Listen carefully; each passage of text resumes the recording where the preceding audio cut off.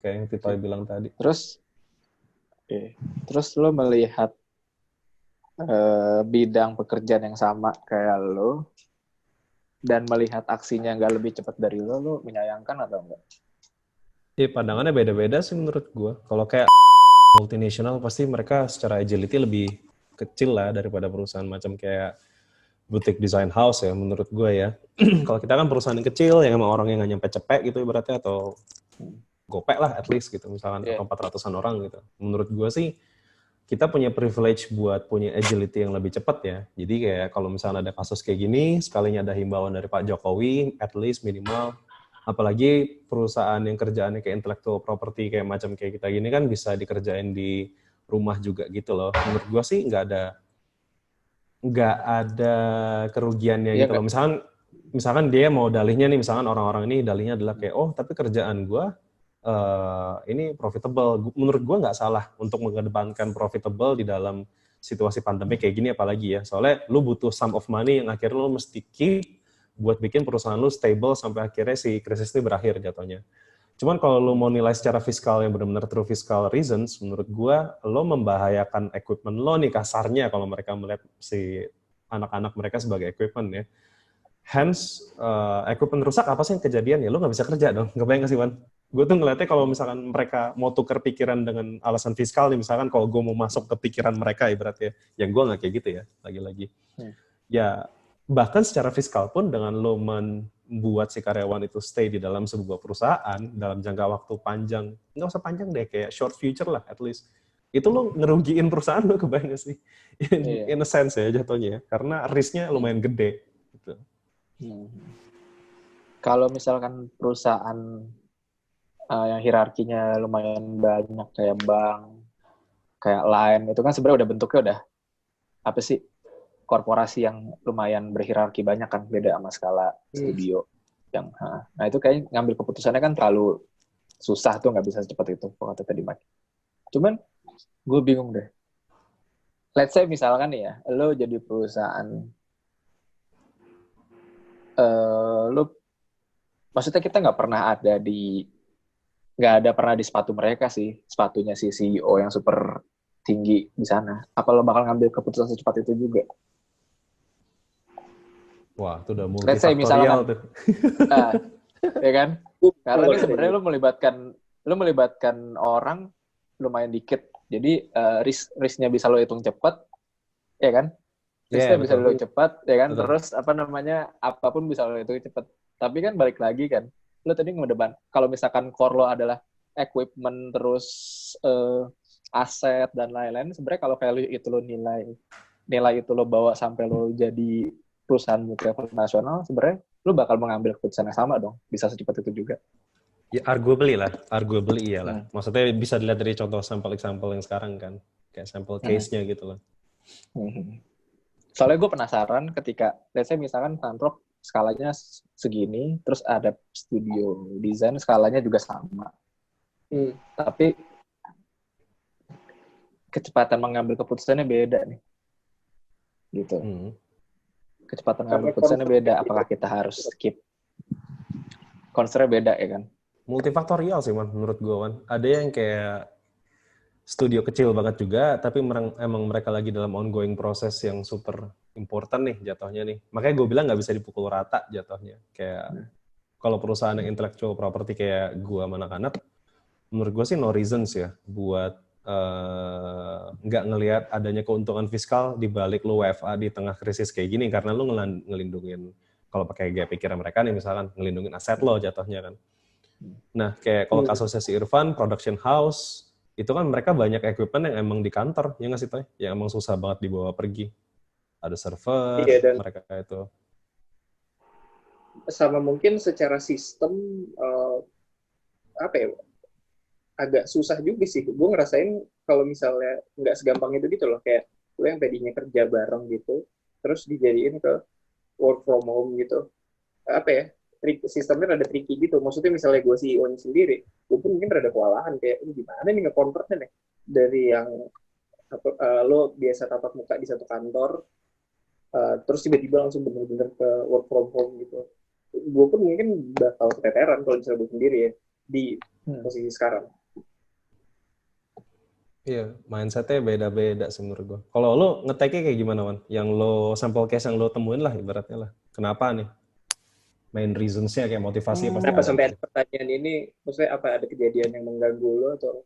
Yang secara subjektif sih ada sih. Ada beberapa badan perusahaan yang gue lihat sangat secara subjektif ya. Badan perusahaan yang gue lihat sangat apa ya? Takut, kebayang gak lo? Takut dalam arti takut nggak bisa makan. Jadi dia kerja terus. Enggak. Ini in general. Oh, oke. Gitu. Belum gue spesifikin. Gitu. Dan sebenarnya contohnya gue punya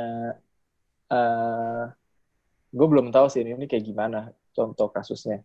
Gue belum tahu ini konklusinya gimana. Jadi gue ada klien, dia punya dia punya kayak kebun gitu. Dia tuh waktu itu gue ngomong sama dia curhat gitu-gitu, ya kerja saya cepet banget, kerja saya tuh 24 jam. Kantornya itu 24 jam kerja, cuman isinya shift-shiftan.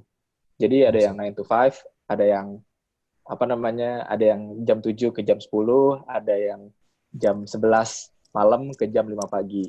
Intinya tempat itu hidup 24 jam, cuman shift-nya beda-beda.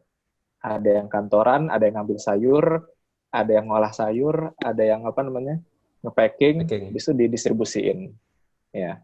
Jadi tuh basically itu kerjanya 24 jam. Gitu.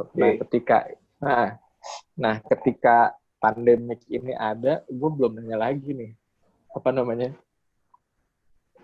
Ini gimana gitu loh. Karena waktu dia sempat bilang ke gue, kerjaan gue tuh nggak bisa males-males yang kayak ntar aja soalnya dia jual sayur yang super bagus, kualitasnya bagus, hidroponik ya, gue lupa. Ya pokoknya berpacu dengan waktu banget. Nggak ada tuh besok-besok sayur gue bisa basi. Sedangkan pada ini ada tuh, gue nggak tahu gimana. Apakah dia sebenarnya udah prepare nih? Soalnya kan sebenarnya isu ini, wabah ini kan sebenarnya beberapa kali kita ada kan. Kayak 2002 itu ada SARS kalau nggak salah, gue lupa. Ya, 2002, 2012 habis itu. Dan lain-lain gitu. Nah, sebenarnya berarti kan ada beberapa pemikiran yang mungkin kita harus ada di benak kalau misalkan udah ada nih wabah nih, si corona. Nah, next wabah apa lagi nih? Dan kita harus ngapain gitu. Jangan straight to the point. Nanti pas ada wabah, udah biarin karyawan gue masuk aja, bodo amat. Yang sisa yang survive siapa, yang enggak siapa, dan lain-lain. Gitu. Kalau gue lihat sih, ada beberapa perusahaan yang kayak gitu. Jadi kayak selection nature selection aja, terus ada yang kayak kalian, jatuhnya dilihat orang tuh parno kan. Tapi sebenarnya nanti lo ngikutin juga, gitu. Konyol kan? Ya, gimana Toy ngomongin Toy? Sebenarnya nggak berarti kita altruistik juga by nature juga gitu loh, Wan. Maksudnya gua sama anak-anak ngerti kan. Ultimate goal-nya kan sebenarnya kan, ya ini kalau di Sunrock ya, terserah orang mau ngatain kayak gimana. Cuma menurut gue ultimate goal-nya adalah kita ini nge-shouldering tanggung jawab banyak-banyak orang ini nih. Kayak kehidupan orang-orang yang kita taruh di Sunrock, jatuhnya kayak entah desainer lah, entah bahkan gue personally, kayak Tito yang Mas Andut juga hampir weekly gue mikirin kayak anjir mereka ini sebenarnya partnering ke gue, itu tuh bikin hidup mereka jadi lebih oke apa enggak sih? Itu kan gue pikirin kan jatuhnya kan. Nggak mungkin lo kayak cuman kayak stay di atas dan lo nggak punya tanggung jawab tuh menurut gue ya. Itu namanya failure of leadership jatuhnya kan. Nah, ketika lo udah ngeadaptasi pemikiran kayak gitu, menurut gue ya top priority lo bukan cuma sekedar nyari profit doang bro jatuhnya. Tapi bukan berarti nyari profit tuh salah. Soalnya menurut gue ya balik lagi nih, Sunrock bisa bertahan nih. Gue kemarin bikin assessment sama kayak finance gue sama si Sandut sama si Titoy. Nih kira-kira perusahaan kita bisa stay berapa lama nih sampai akhirnya kita bisa nggak kerja sama sekali, tapi anak-anak tetap kita gaji bahkan sampai ke THR gimana nih jatuhnya.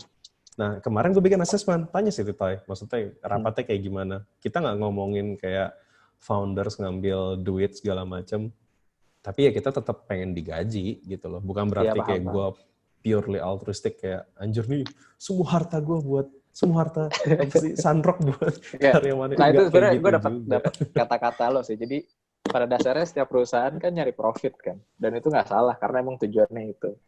Nah, cuman gayanya beda-beda nih. Ada profit atas dasar kemanusiaan, ada profit atas dasar cuan. Yang gue sorot profit atas dasar cuan itu sih. Itu tuh bakal ketara banget kalau lagi pandemi gini, kayak kelihatan gitu loh. Kelihatan true nature-nya mereka. Gimana, Tay?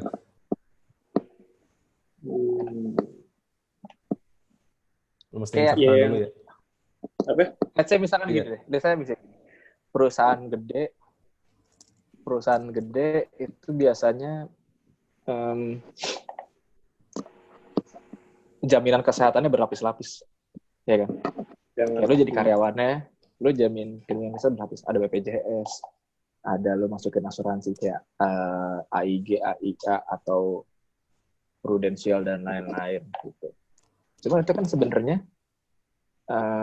safety net yang bisa nggak lo pakai kan, bisa jadi nggak lo pakai. Gitu. Bisa jadi nggak lo pakai, dan itu bisa jadi nggak berharga kalau misalkan nggak ada apa-apa. Cuman keputusan sekarang yang paling tepat itu sebenarnya yang paling valuable dibanding prudensial, dibanding apa dan lain-lain itu loh. Kayak gue kebayang maksud lo deh. Kayak kecepatan. Jadi sebenarnya kecepatan memimpin itu. Keputusan paling tepat di yang sekarang maksudnya gimana? Ya tadi keputusan tepat yang paling tepat menurut gue ada keputusan yang cepat. Oh, yang cepat okay. Maksud gue. Bukan cepat refreshing kawan. Apa? Mau coba gue refreshing nggak buat si Titoy biar dia lebih gampang ngerti. Oh, boleh. Poin lo tadi. Ini Toy maksudnya kalau si Awan itu tuh micro decisions gitu loh, ketimbang macro decisionsnya jatuhnya. Kalau macro decisions kan kayak lo benefit ke karyawan over a very long period of time jatuhnya kan. Contohnya insurance, jatuhnya ke sekuritas. Nah, sementara micro decisions yang kayak emang lo butuh jadi sebuah alarmis lah, bahkan dalam tanda petik gitu, yang lo bisa dengan cepat memutuskan sesuatu di tengah krisis yang sebenarnya nggak di-planning dari jauh-jauh hari jatuhnya. Nah, itu tuh sih jauh lebih precious dibanding yang makro untuk situasi kayak sekarang. Gitu kan, Man? Apa gue salah? Benar.